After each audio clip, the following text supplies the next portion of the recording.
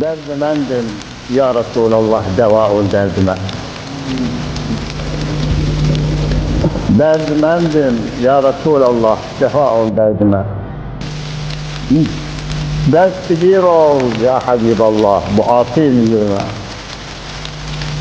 Sen şefaatkanı varken yalvarayım bekleme. Ben Resul-i Kibriyanım, Zülbülü Nalanıyım.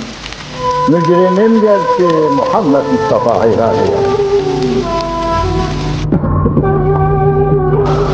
Bu yuvaklımdır muattar eyleyen sümbülleri.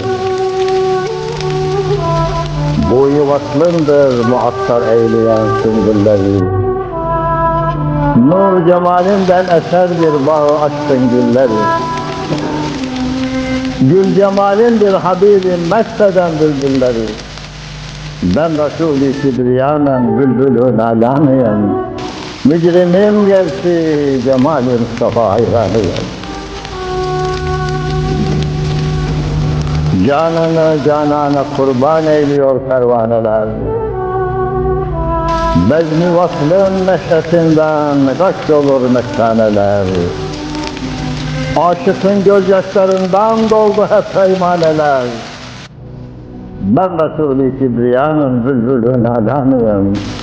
Mücrimim gerçi Muhammed Mustafa hayranıyım. Ermek istersen o şahın himmet-i imdadına. Can-ı dilden aşık ol gel ismi-de Tevradına. Ses verir ulvi melekler aşıkın feryadına. Ben Resul-i Kibriyanım, Bülbülü Nalanıyım. Mücrimim gerçi Muhammed Mustafa hayranıyım.